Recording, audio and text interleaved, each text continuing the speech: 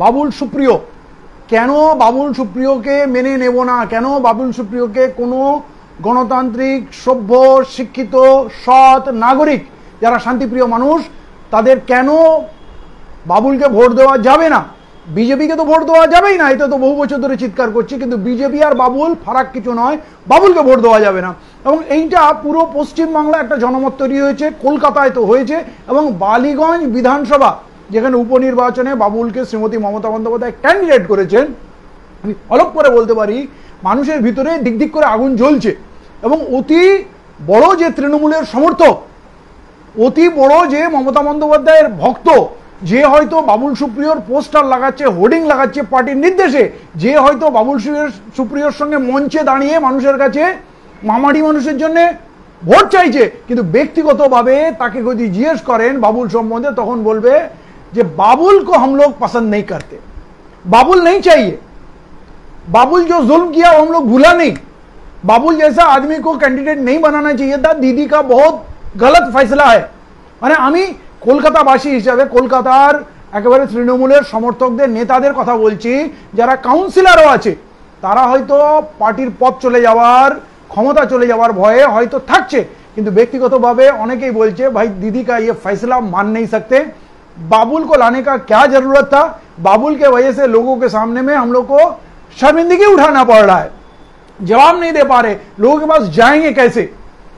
आज के रिपन स्ट्रीटे बाबुल सुप्रियोर, रिपन स्ट्रीटे बोलছি মল্লিক বাজারের এখানে বাবুল সুপ্রিয়র একটা সভা ছিল। সভা শুরু এবং শেষের মধ্যকার সময়টা 15-20 মিনিটের বেশি নয়, সম্ভবত সভা বাতিল হয়ে গেছে, আমি খোঁজ নিয়ে জানবো। কারণ আপনাদেরকে বলছি আজকে যে ঘটনাটা কলকাতা পুলিশ করেছে, শ্রীমতী মমতা বন্দ্যোপাধ্যায়ের পুলিশ করেছে, সেইটা অত্যন্ত নিকৃষ্ট কাজ। এখন তো শ্রীমতী মমতা বন্দ্যোপাধ্যায়ের চরিত্র হচ্ছে প্রতিদিন নতুন নতুন নিকৃষ্ট কাজ করে নিজের পুরনো নিকৃষ্ট কাজের রেকর্ডটা ভেঙে দেওয়া এবং আমাদের প্রতিদিন নতুন নতুন চমক দেওয়া যে দেখো আমি কত নিকৃষ্ট না হতে পারি, কত নিকৃষ্ট কাজ করতে পারি। আজকের জমায়েত ছিল, মিছিল হওয়ার কথা ছিল, সময় দেওয়া হয়েছিল 4টের সময়। আমি তখন বাড়িতে তৈরি হয়ে গেছি, বেরোবো 3:45, কারণ আমার বাড়ি থেকে 5 মিনিটের রাস্তা হচ্ছে 7 পয়েন্ট আরসালান, মানে 7 পয়েন্ট হচ্ছে আমার পাড়া, ঠিক আছে। তো এইখান থেকে আমি হঠাৎ 3:45 সময় হঠাৎ দেখছি প্রসেনজিৎ বসু আমাদের এনআরসি মুভমেন্টের সাথে, সে পোস্ট দিচ্ছে যে লালবাজার, কলকাতা পুলিশ লালবাজারে আমাদের তুলে নিয়ে যাচ্ছে, আমাদের মিছিল করতে দেয়া হলো না। আমি সঙ্গে সঙ্গে ওতে কমেন্টস করলাম, কিন্তু এখনো তো সময় হয়নি, মানে 4টে বাজেনি, মানে লোকও আসেনি। 4টে বললেই তো 4টের সময় সব লোক চলে আসে না, ধীরে ধীরে লোক জমায়েত হয় তার আগেই। তো আমি ওকে ফোন করলাম প্রসেনজিৎ বাসুকে, উনি বললেন যে হ্যাঁ 3:30 সময় এসছে, আমরা 2-4 জন এসে দাঁড়িয়েছি, বাস হঠাৎ এসে আমাদের ধরপাকড় করে তুলে নিয়ে চলে গেল, আমরা ঠিকমতো কিছু বলতেও পারলাম না। তো আমি বললাম ঠিক আছে তোমরা লালবাজারে যাও, আমি 7 পয়েন্টে যাচ্ছি। আমি জাস্ট বাড়ি থেকে বেরিয়েছি, আমি 7 পয়েন্টে যাচ্ছি, দেখছি কি করা যায়। আমি যখন গিয়ে দেখলাম তখন চেনা পরিচিত মুখ দেখতে পাচ্ছি না, কিছু মহিলা, কিছু যুবক রয়েছে, এবং তাদের মধ্যে কজন আন্দোলনের কারণে এসছে আর কজন সাংবাদিকতার কারণে এসছে সেইটাও আমি ঠিক বুঝতে পারছি না। বেশ কিছু সাংবাদিক ছিল। তো আমি যখন ওই স্পটে গিয়ে পৌঁছলাম, কারণ আমি তো ঠিক করে নিয়েছি, যেই শুনলাম প্রসেনজিৎ বাসু, জামিল মঞ্জর ভাই এদেরকে অলরেডি কয়েকজনকে, 3জনকে গ্রেপ্তার করেছে, আমি ঠিক করে নিলাম যে আজকে যাব, আজকে আমার কথা বলবো এবং আজকে গ্রেপ্তার হব। এই গ্রেপ্তারের নাটক কতদিন চলবে?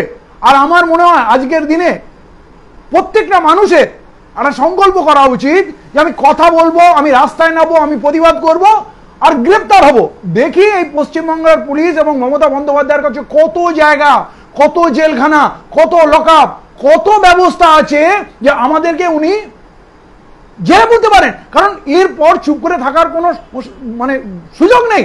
কারণ আমরা আনিস হত্যা দেখছি, প্রতিদিন একটা না একটা লাশ পড়ছে। আমরা বগটুইয়ের ঘটনা দেখেছি রামপুরহাট বীরভূম জেলার, এবং প্রতিটা ঘটনা তার আগের ঘটনা সীমাকে ছাড়িয়ে যাচ্ছে, এবং সেখানে মুখ্যমন্ত্রী বহাল তবিয়তে আছেন এবং প্রতিটা কেসকে ধামাচাপা দেওয়ার, সিট গঠন করে গোজামিল দেওয়ার কথা বলছেন, এবং সেই তিনি ব্যঙ্গ বিদ্রুপ করছেন।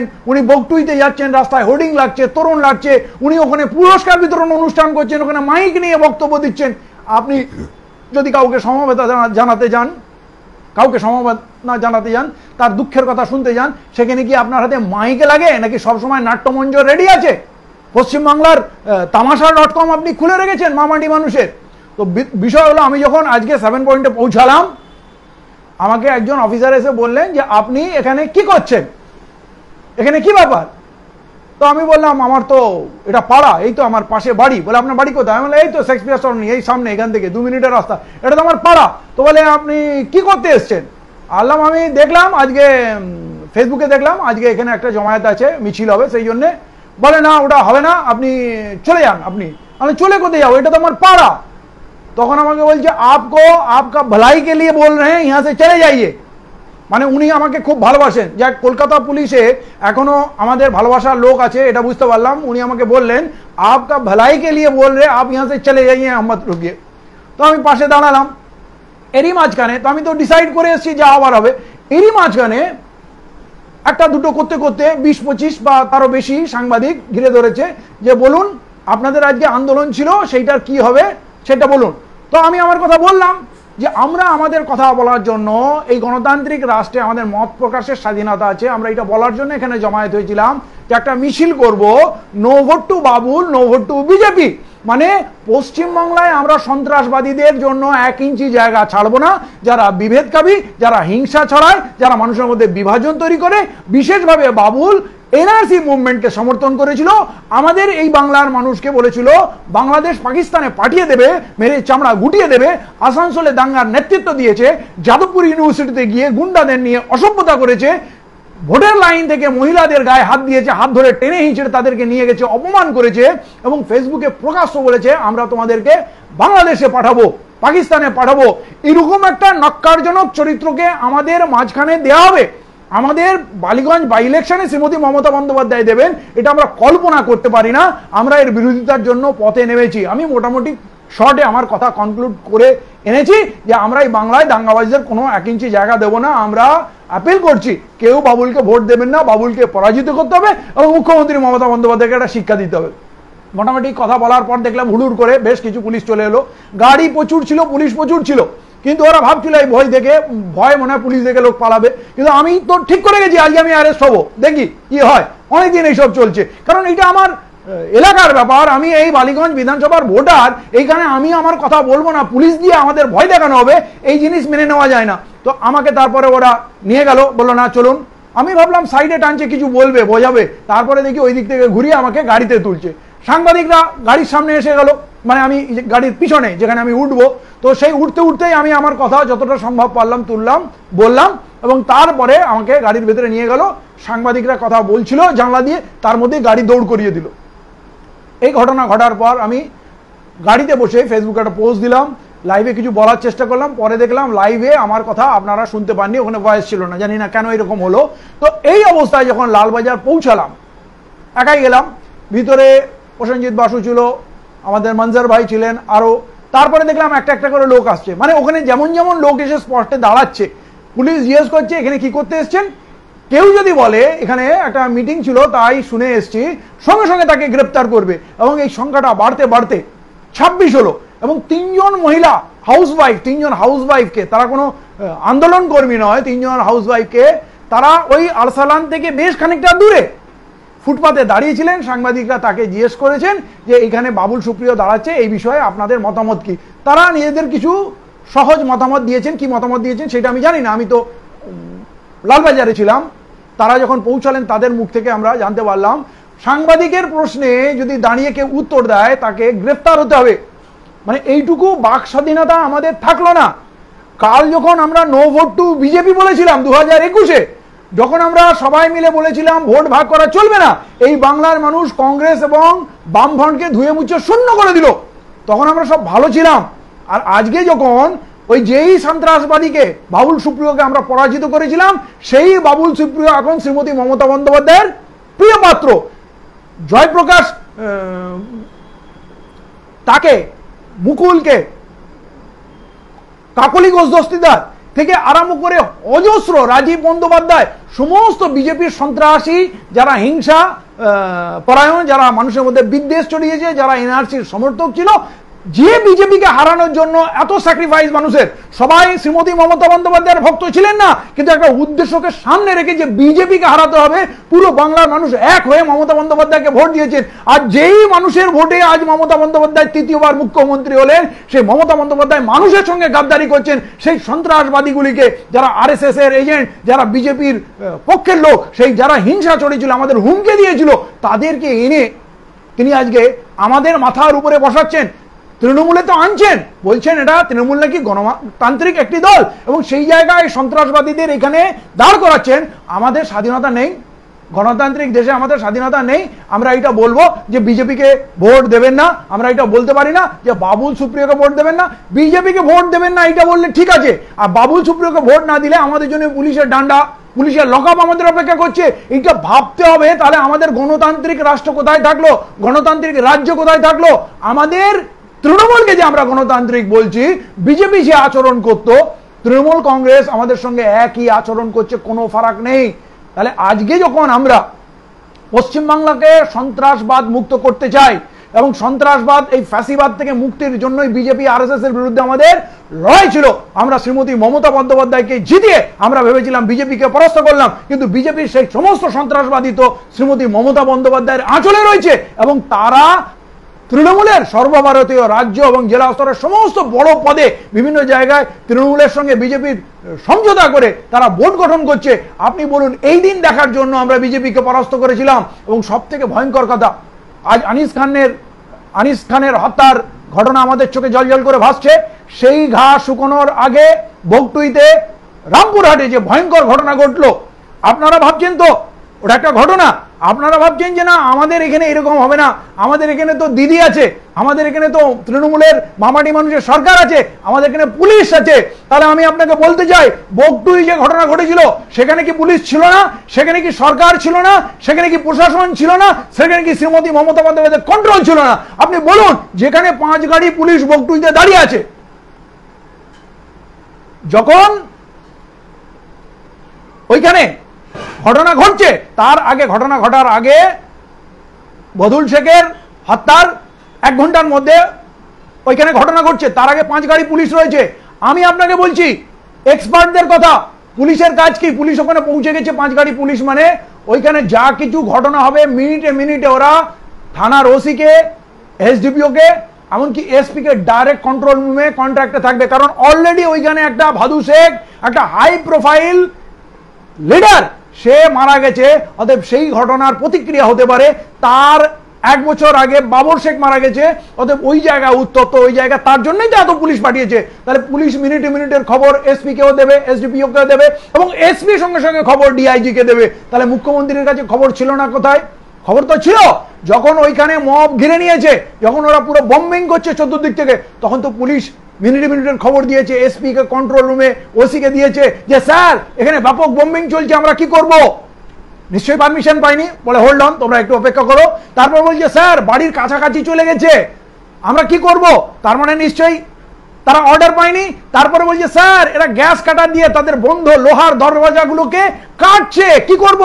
তারা কোনো নির্দেশ পায়নি যে না তোমরা ওইটাকে আটকাও। তারপরে ওরা রিপোর্ট দিয়েছে স্যার কচি কচি বাচ্চাগুলোকে কুড়ুল দিয়ে কুপাচ্ছে, ওই বয়স্ক নারীগুলোকে, মধ্যবয়সী আমাদের বাড়ির মহিলাগুলোকে কুপানো হচ্ছে, হত্যা করা হচ্ছে, স্যার আমরা কি করব? ওইখান থেকে নিশ্চয়ই নির্দেশ এসেছিল যে না হোল্ড অন, তোমরা চুপ করে দাঁড়িয়ে থাকো, আমরা দেখছি। তারপরে যখন ওই আত্মরা লাশগুলোকে গুঙ্গাচ্ছে, যখন আগুন জ্বালিয়ে আগুনে ফেলা হচ্ছে, তখনও তারা বলেছিল স্যার এবারে ওই মৃতপ্রায় মানুষগুলোকে আগুনে ছুড়ে দেওয়া হচ্ছে, পোড়ানো হচ্ছে, কি করব? তখন অর্ডার নিশ্চয়ই এসেছিল হোল্ড অন, তোমাদের কিছু করার দরকার নেই। এইটা নিয়ে কি কারো মনে কোনো ডাউট আছে? আজ বকটুয়ের ঘটনা করে আমাদেরকে ওয়ার্নিং দেওয়া হচ্ছে যে দেখো আনিস নিয়ে বাড়াবাড়ি করবে না, আমরা কত দূর যেতে পারি, কি করতে পারি, সেটা আমাদের দেখানো হচ্ছে। এখনো চুপ করে বসে থাকবেন? আপনারা শিক্ষিত, আপনারা ভদ্রলোক, আপনারা এই গণতান্ত্রিক দেশের নাগরিক, অতএব আপনাদের একটা দায়িত্ব নেই, আপনাদের কথা বলবেন। কোথাও তো থামতে হয়, কোথাও তো রুখতে হয়। আর এই শ্রীমতী মমতা বন্দ্যোপাধ্যায় উন্মাদ হয়ে গেছেন। ওই রামপুরহাটের ঘটনার পরেও হাজার হাজার মানুষ মমতা বন্দ্যোপাধ্যায়কে আবেদন করেছিল বাবুল সুপ্রিয়কে সরিয়ে নিন, এরকম নোংরা লোকগুলোকে, সন্ত্রাসী লোকগুলোকে আমাদের মধ্যে দেবেন না। কিন্তু শ্রীমতী মমতা বন্দ্যোপাধ্যায় জিদ যে আমি যা বলবো তাই হবে, বাঘে আর গরুতে এক ঘাটে আমি জল খাওয়াবো। আমি যেটা বলবো শেষ কথা, ভোটের আগে হাত জোড় করে বলেছিলেন আপনারা বেশি করে ভোট দিন সংখ্যালঘু ভাই বোনেরা, কারণ আমার দলের মধ্যে প্রচুর গাদ্দার আছে।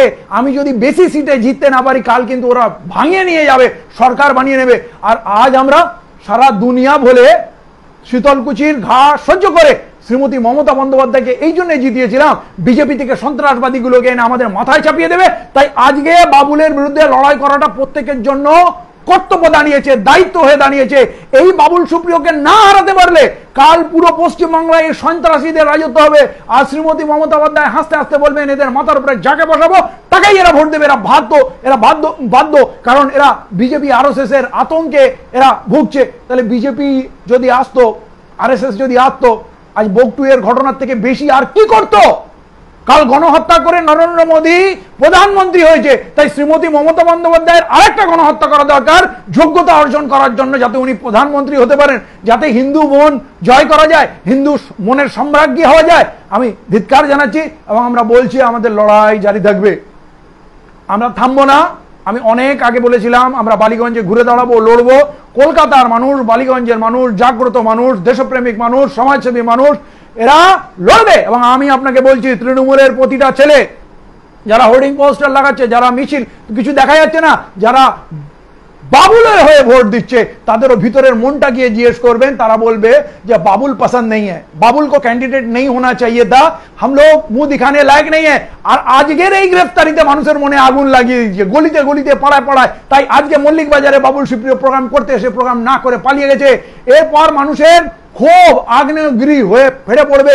আমি বলছি এই কলকাতার মানুষ, পার্ক সার্কাসের মানুষ, এই বালিগঞ্জ বিধানসভার মানুষ, তারা এতটাই জাগ্রত, তাদের বন্দুকের নল দিয়ে ভয় দেখানো যাবে না, তাদের পয়সা দিয়ে কেনা যাবে না। এখানে বাবুল সুপ্রিয়র হার নিশ্চিত আছে। সমস্ত মানুষ মিলেমিশে একাকার হয়ে যাবে। আমরা রাজনীতির কথা এখানে বলছি না, আমরা কাকে ভোট দেবেন সেইটা আমরা বলছি না। বাবুলকে ভোট দেওয়া যাবে না, আর বিজেপিকে ভোট দেওয়া যাবে না, কারণ এরা সন্ত্রাসী।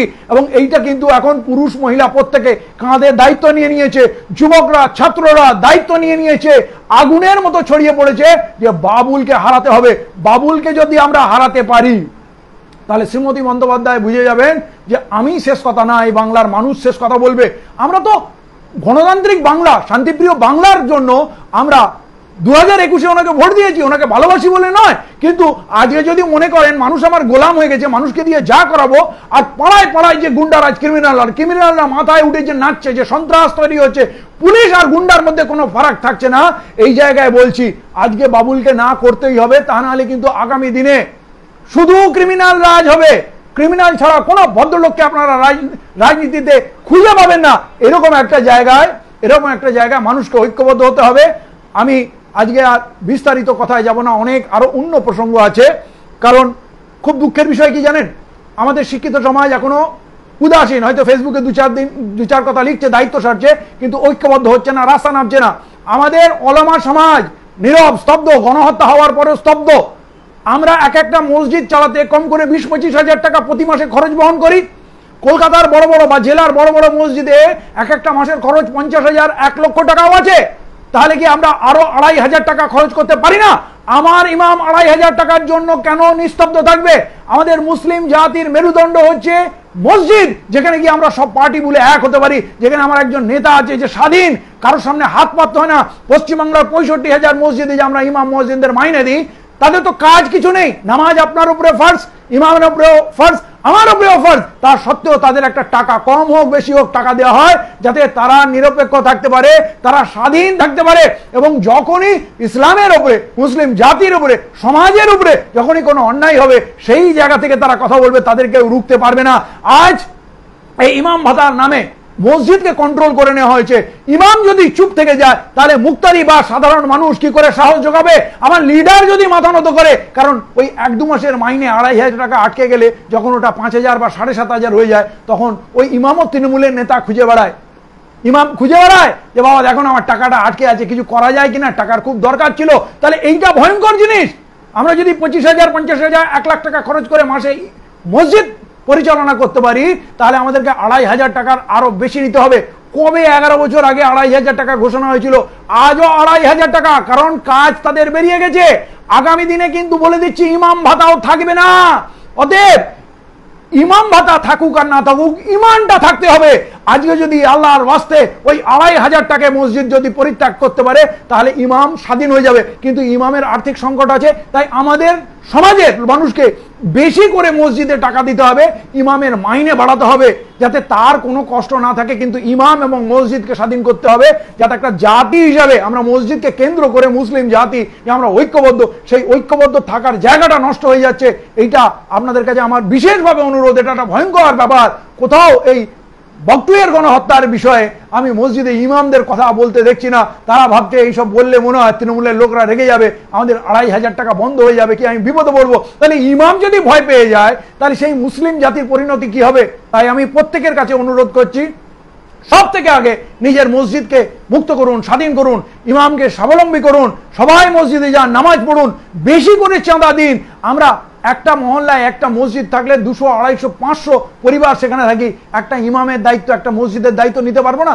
এতদিন মসজিদ কে চালিয়েছে? এতদিন ইমামের মাইনে কে দিয়েছে? অতএব বলবো এটা খুব বড় ষড়যন্ত্র, এই জায়গা থেকে বেরিয়ে আসতে হবে। ওয়াকফ সম্পত্তি নিয়ে আন্দোলন করুন, ওয়াকফ সম্পত্তির আইন নিয়ে আন্দোলন করুন, সেই জমির অধিকার বুঝিয়ে নিন। কিন্তু আমার যে নেতা, আমার যে আমির, আমার যে ইমাম, সেই যদি ওই 2,500 টাকার জন্য বন্ধ হয়ে যায়, সে যদি মুক্ত না হয়, তাহলে কিন্তু এই মুসলিম সমাজের লড়াই কখনোই হবে না। জমিয়ত উলামা হিন্দ ছিল, সেইটাতে তালাচাবি পড়ে গেছে। একটা শক্তিশালী সংগঠন, পুরো ভারতবর্ষের মুসলমানদের আশা ভরসার জায়গা ছিল যে চরম বিপদে আমরা জমিয়তকে আঁকড়ে ধরবো, সেই জমিয়ত বন্ধক রয়ে গেছে।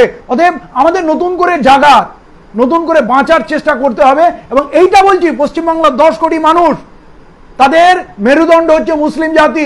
মুসলিম জাতি যদি স্বাবলম্বী থাকে, মুসলিম জাতি যদি শক্তিশালী থাকে, মুসলিম জাতি যদি প্রতিবাদী থাকে, তাহলে এখানকার আদিবাসী, এখানকার সাঁওতাল, এখানকার মতুয়া, কামতাপুরী, শেষাবাদী সমস্ত মানুষই কিন্তু সুরক্ষিত থাকবে। আর সব থেকে সাহসী জাতি, লড়াকু জাতি মুসলিম জাতি যদি সত্য কথা বলতে, ন্যায় কথা বলতে, অপরাধের প্রতিবাদ করতে ভুলে যায়, তাহলে কিন্তু এই পুরো পশ্চিম বাংলাটাই কিন্তু ওই গুন্ডা, বদমাশ, পুলিশ এই দিয়ে দাসত্ব হয়ে যাবে। আগে সমাজে গুন্ডা ছিল, এলাকায় চাঁদা তুলে খেত, নিজের একটু পকেট পুরত, একটু ভালোভাবে থাকার চেষ্টা করতো, এটা গুন্ডাদের একটা মানে চরিত্র ছিল। আবার কিছু গরিব দুঃখকে গুন্ডারা সাহায্য করতো, রবিনহুড ক্যারেক্টার ছিল গুন্ডাগুলো। কিন্তু গুন্ডারা নিরীহ মানুষের উপরে এত অত্যাচার করতো না। কিন্তু আজকে সমাজে এত অপরাধ কেন জানেন? আজকে রাজনৈতিক দল এবং সরকারের পক্ষ থেকে এক একটা গুন্ডাকে ব্লক প্রেসিডেন্ট বানানো হচ্ছে, কোথাও এমএলএ বানানো হচ্ছে, কোথাও এমপি বানানো হচ্ছে, কোথায় জেলা সভাপতি বানানো হচ্ছে, এবং এর বিনিময়ে তাদের টার্গেট দেওয়া হচ্ছে প্রতি মাসে এত কোটি টাকা করে তহবিলে জমা করতে হবে। সে যদি ভাবে যে আমাকে প্রতি মাসে 5 কোটি টাকা জমা করতে হবে, প্রশাসনকে 2 কোটি টাকা জমা দিতে হবে, তাহলে বলবে কি আমিও আমার জন্য, আমার বউ বাচ্চার জন্য, আমার ভবিষ্যতের জন্য, আমার গ্যাংয়ের জন্য কেন আমিও 5-10 কোটি টাকা তুলে নেব না?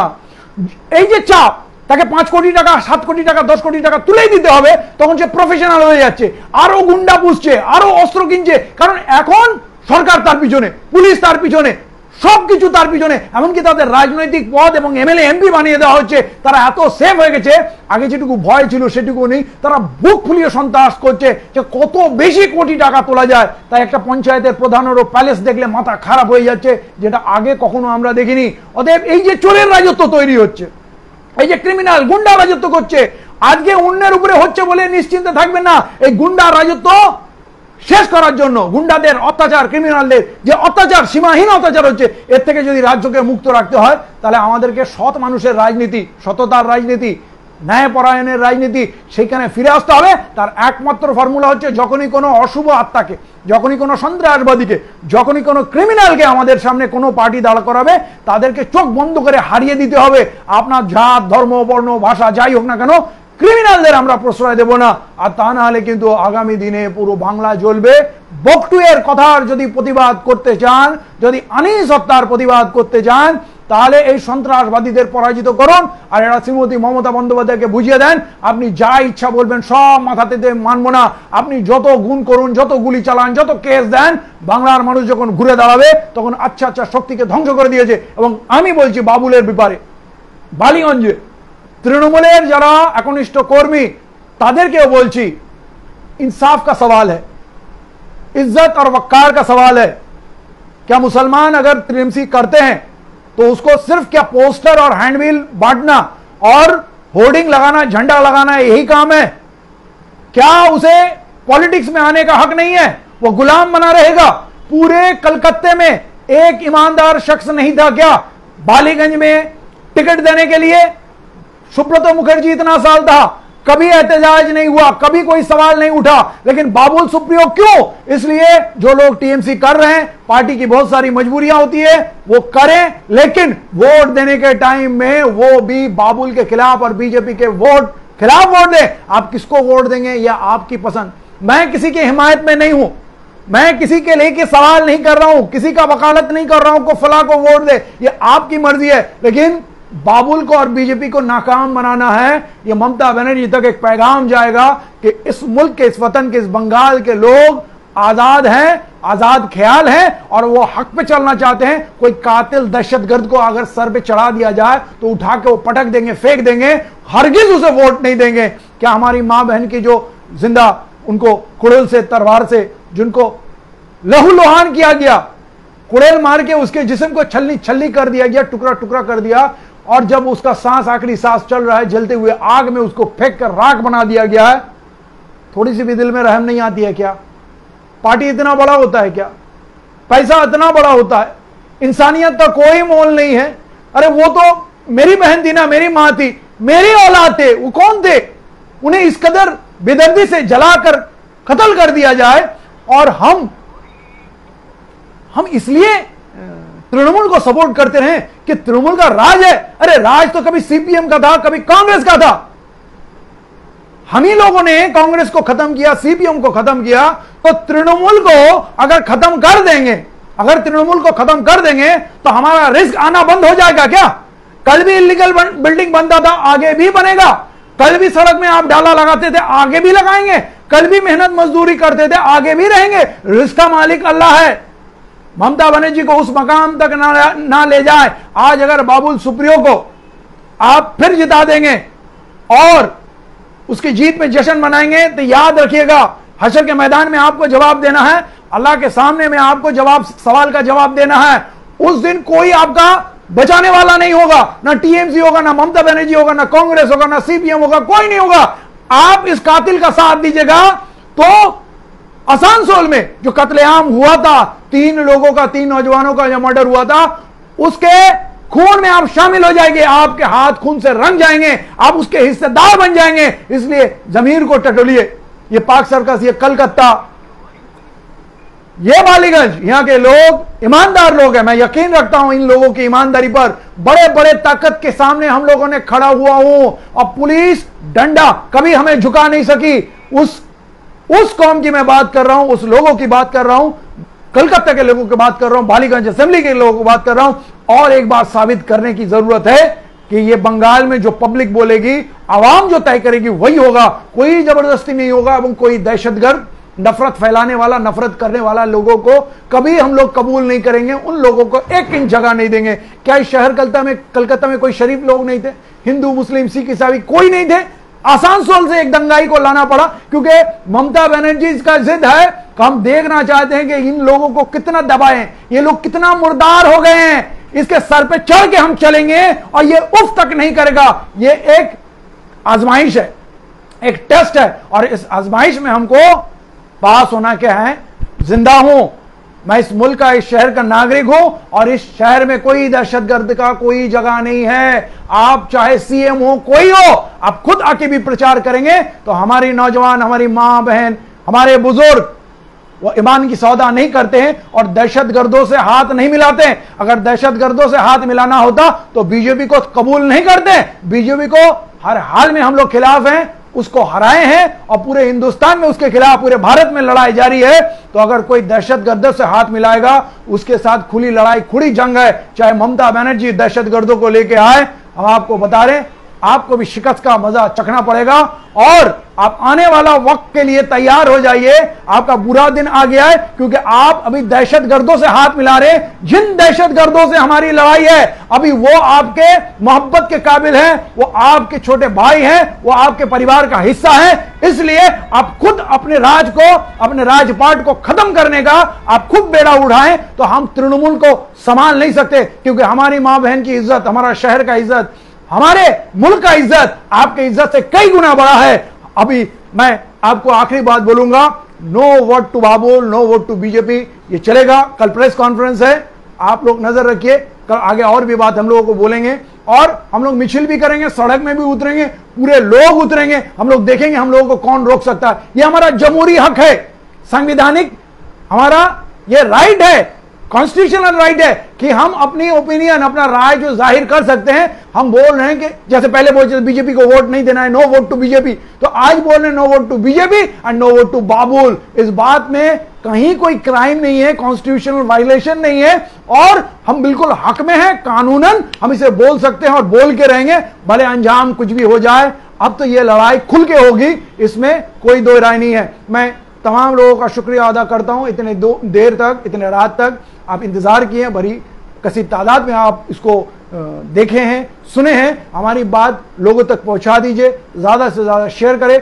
और मीडिया के जो बंदे हमारे चाहने वाले, हमारे दोस्त, फेसबुक फ्रेंड है, उन लोगों को बोलेंगे इस वीडियो से डाउनलोड करके जो हिस्सा आपको काम का लगे उस हिसाब से आप वीडियो बनाइए और इस पैगाम को लोगों तक पहुंचाइए कि बंगाल में दहशतगर्दों का कोई जगह नहीं है, यह अमन का जगह है, इंसानियत का जगह है। ये जात पात धर्म मजहब के ऊपर चढ़ के ये बंगाल बोलता है और बोलेगा what Bengal's think today India thinks tomorrow and that is we are going to show it again and again. Bangla বেঁচে আছে, কলকাতা বেঁচে আছে, বাংলার মানুষ বেঁচে আছে। এবারে ঘুরে দাঁড়ানোর সময় আমরা আর অন্যায়কে বরদাস্ত করব না। ভালো থাকবেন, সুস্থ থাকবেন। शुभरात्रि, अस्सलामु अलैकुम व रहमतुल्लाहि व बरकातुहू। जय भीम, जय भारत, जय बांग्ला।